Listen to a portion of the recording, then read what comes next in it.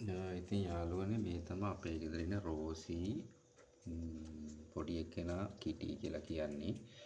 රෝසිගේ පැටව් 4 දෙනෙක් හිටියා. මාස 3ක් වගේ වෙනකොට ලොකු බලෙක් ඇවිල්ලා මේ පැටව් 4 දෙනාට ඇටැක් කරලා ඇත්තටම මැරුණා. ඒක ගොඩක් දුක හිතෙන අවස්ථාවක් වුණා අපිට. නිරෝගී පැටව් 4 දෙනෙක්. ඊට පස්සේ මේ රෝසිගේ මේ ලොකු පූසාගේ රෝසිගේ බ්‍රෙස්ට් වල කිරි පිරීලා මෙයා ගොඩාක් පේන් එකේ හිටියා. මේ ගෙදර හිටපු අනිත් පූසා මෙයාගේ පැටියෙක් නෙවෙයි. අපි පොඩ්ඩක් පුරුදු කළා මේ කිරි බොන්න. එතකොට එයා හරි කම්ෆර්ටබල් වුණා රෝසි.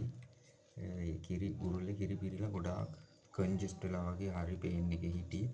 දැන් මේ අනිත් එක්කෙනා එයාගේ පැටියෙක් නෙවෙයි. එයා කිටි.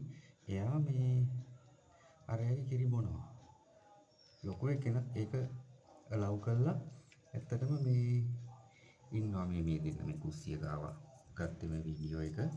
මේ සත්ත්ව ලෝකේ හැසිරීම ඇත්තටම හරිම පුදුමයි කියලා හිතෙන අවස්ථාවක් තමයි. කිටි මොකද කරන්නේ? බලන්නකෝ.